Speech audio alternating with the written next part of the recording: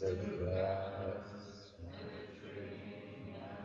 perfect Dharma is ready that with even 100,000,000,000 kalpas, having it to see and listen to remember and accept, I vow to taste the truth of the Tathagata's words.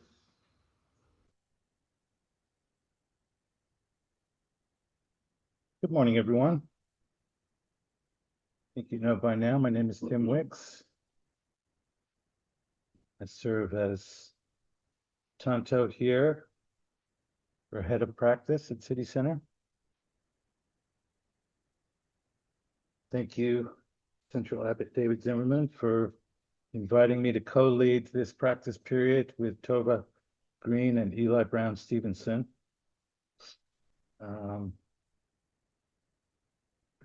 We're on the home stretch.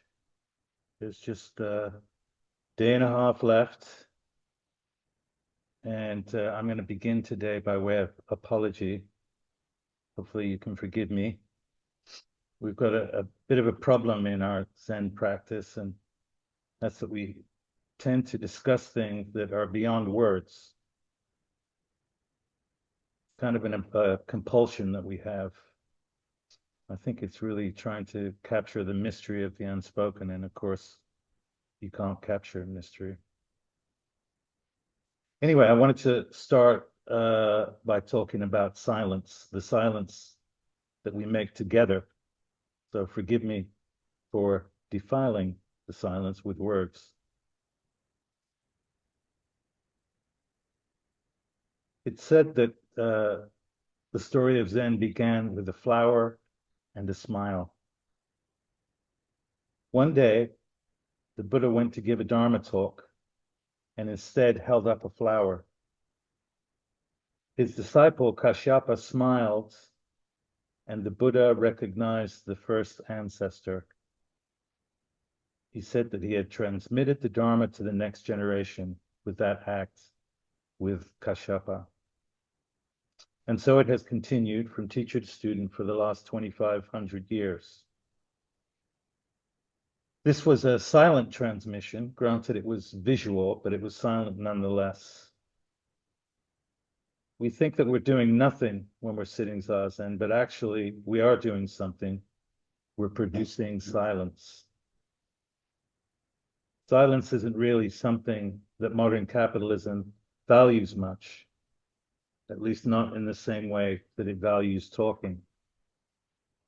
Talking has value, especially ideas, advice, and direction. They all have value in a way that silence does not. The silence that we produce here in the conference center together and in sesshin in general is different from the silence there is when there's no one in the room. I've sat in the zendo next door alone, and the silence when we're all together has a different quality. It has a weight to it, a texture, a viscosity. It seems almost liquid. The silence that is made when multiple people are together intentionally making that silence has a charge to it. We're charging silence in our Zazen practice. And of course, for me anyway, the silence has a companion, and that's what's going on in my head. The chatter that's inside can be loud sometimes, overpowering the silence. So much sometimes that I don't even notice the silence. Please take the time to notice the silence. It's always in the background. It's made more powerful by the lack of movement in the room. When someone moves, there's a rustle of fabric, but still, the silence is in the background. The silence seems to have the most weight before the sun comes up. There's less background noise at this time. The birds are not yet awake. and there's less traffic. But the silence of daytime can tolerate the sounds of urban life. We say that the silence is broken, but it's just really added to. Silence can handle noise. It's still there, a backdrop, perhaps receded somewhat, but if you focus on it, it returns to the forefront. At night, and especially in the morning for some reason, its palpable weight has an effect on me. It seems to have a healing quality, a benevolence. Of course, it is quiet, and it's also calming. Engagement with silence settles us. I seek it out, and it's always there. We care for silence. You sense people making an effort to protect it. In cultivating reverence, we make the silence sacred. I hope that you can carry some of this sacred silence into the world beyond sesshin. So tomorrow, Tova will speak about Buddha's enlightenment. That's what we'll be celebrating in the morning ceremony in the Zendo when we go over there. So she gave me permission to talk about returning to the marketplace today, sort of a little early, but thank you, Tova, for letting me speak about that. This, of course, is the last of the 10 Oxherding pictures. The Oxherding pictures are illustrations of the stages along the way to awakening that we've been studying for this practice period. In the final one, the Oxherder is meeting with a corpulent, smiling bodhisattva named Hote, often referred to as the laughing Buddha. Both Hote and the Oxherder have bags. Hote's is said to be filled with good fortune for the needy, the infirm, and children, and by implication, so does the Oxherder's bag. Hote is a manifestation of Maitreya. As I mentioned during class on Monday, Maitreya is the future Buddha who's said to bring forth a period of goodwill and friendliness, and is therefore a source of great inspiration as we practice in this troubled world. I also mentioned that we have a ceremony here when people leave the temple, and during it we say that they leave with gift-bestowing hands. This is symbolized by the bag the Oxherder has, gift-bestowing hands. So what are the gifts that we bestow? The 10th picture is really about relationship. By the end of tomorrow, we will have spent 5 days together in these tight quarters. This is in many ways a capsulization of what it is that we do living in Zen community. Living in community, we say, is important because we rub off the sharp edges of ourselves while in relationship with others. I had a friend who was going to Tassajara, which is our mountain monastery in the Ventana wilderness, and he asked if I had any advice. I told him to bring sensitivity protection. I knew, like me, he could be quite sensitive. And at a certain point, around the halfway mark in a 3-month practice period, people can get quite sensitive and have conflicts. Of course, the conflicts get resolved one way or another. This is rubbing off the sharp edges of your character and learning to get along with people. Hopefully, one of the gifts is having come through this nicely polished like a stone from a polisher. You get along a little better afterwards. This is a gift. There's a new awareness. So here is a poem from John Daido Laurie's book on the Oxherding pictures, and this one is for the 10th Oxherding picture. Entering the marketplace, barefoot and unadorned, blissfully smiling, though covered with dust and ragged of clothes. Using no supernatural power, you bring the withered trees spontaneously to bloom. Blissfully smiling, well, hopefully. Covered in dust and ragged of clothes, we enter the marketplace with humility and without supernatural powers. And that's sometimes hard to accept when going through what can sometimes be profound realizations during sesshin. I had a Vipassana teacher once who said, people will ask you how it went on retreat. Just tell them it went okay. Don't, he said, try to tell them about any profound insights you may have had. It won't come out accurately, and the experience may be diminished somewhat. We return to the marketplace with humility. The gifts will come out without you trying and in ways that you won't expect. Though this is the last of the Oxherding pictures, it's not the end of the path. The path goes on endlessly. This is an opportunity for more humility. You're probably not a finished bodhisattva.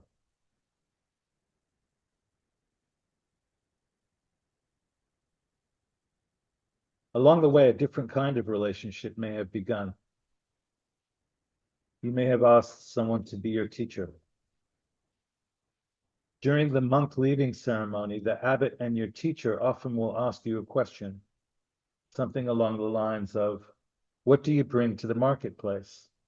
And you get to answer it in any way you see fit. Step 10 in the Oxherding pictures is referred to as descending the mountain. This is because in China and Japan, monasteries and temples are often up a mountain. One goes up the mountain, traditionally to study with a master, and when you descend the mountain, it's because your training has been completed. It's interesting to live in the 21st century and have this option available to us, this master-student relationship. It's very medieval and not available in most other areas of our modern world. It's different from being in school and having a teacher-student relationship where you leave each other after a semester or a term. It's not like a parent-child relationship either, although you may have to pass through some projection and confusion in this area at first in the relationship. For me, my relationship with my first teacher was a surprisingly intimate one. One of the first that I had in my life, especially if you have the opportunity to be Jiko. So Ellen was my Jiko today. The Jiko is the priest's attendant. I was my teacher's attendant for 2 years. I would come to morning zazen every Thursday. I wasn't living in the temple at the time. To be in close proximity with another human being during a time of ritual is extremely rare and intimate. It opened up new pathways in me that benefited other relationships. Intimacy can be very restricted in our culture right now. And the particular kind you learn in Zen practice is very beneficial to the world. In order to be intimate with others, you need to be intimate with yourself. And Zazen helps us to do that. So make the most of these last few hours that we spend together in Zazen. As Dogen asked us to, we study the self in Zazen. So Dogen Zenji was our 13th century founder in Japan. We look at the workings of the mind and see that it is all impermanent.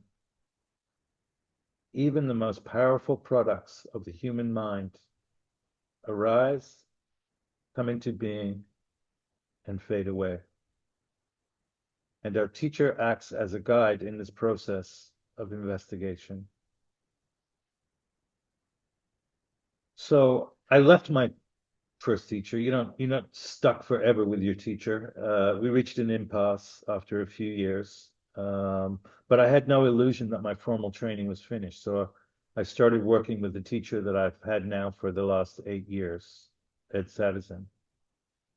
In American Zen, you have what's called jukai, which is lay ordination, where you make and receive a blue rakusu. That's early in the relationship if you choose to do so. So rakasus are these bibs that many of us are wearing. You'll see there's blue ones, black ones, and brown ones, and occasionally you'll see a green one. Then for those who choose to do so after Jukai, there's priest ordination. Technically, you're a novice priest. That's what I am. This period in American Zen goes on for a long time. I've been a novice priest for 10 years, and this is quite common. At this stage, you're still under the supervision of your teacher. Although you can have students and perform marriages, you're not recognized as an independent teacher till you receive Dharma transmission. Then you can ordain students yourself and are no longer under your teacher's supervision. Dharma transmission is marked by the wearing of blue robes. So entering the market barefoot and unadorned. There's an ordinariness to the marketplace. Although the path has been long, and there have been many lessons along the way, many insights mean a full circle has been traveled, and there's a deeper engagement with the everyday. Nothing special, said Suzuki Roshi. From the poem once again, using no superpower, you bring the withered trees spontaneously into bloom. I love this line. You don't know how having been in this sesshin is going to affect yourself and other people. There are, however, some tools that can be used to help you with gift bestowing hands. Michael McCord on Saturday gave a really great Dharma talk. So if you want in-depth directions, you can go back and listen to his talk. I'm just going to quickly mention in finishing up here some of the tools that he mentioned.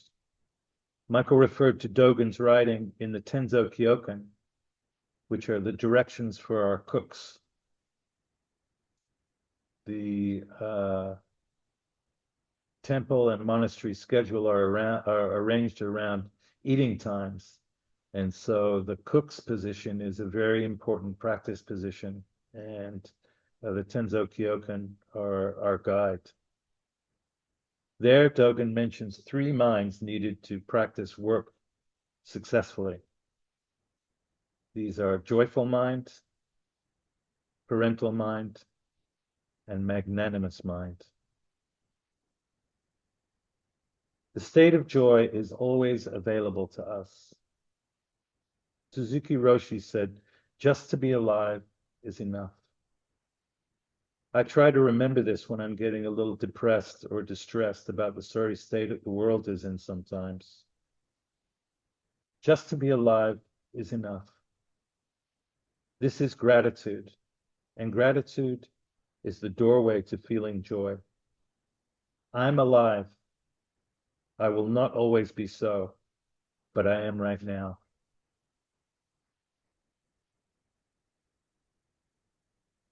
Parental mind.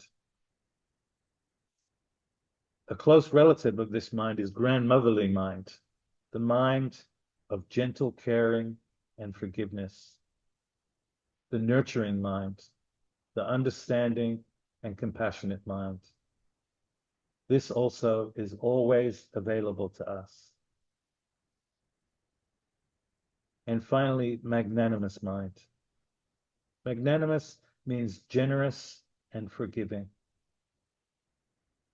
Anyone who's worked in a kitchen with other people will know the need for forgiveness, both for yourself and the mistakes that you make, and for others. You're working under the clock and in a tight space. These 3 minds will help as you re-enter the marketplace after the experience of this sesshin.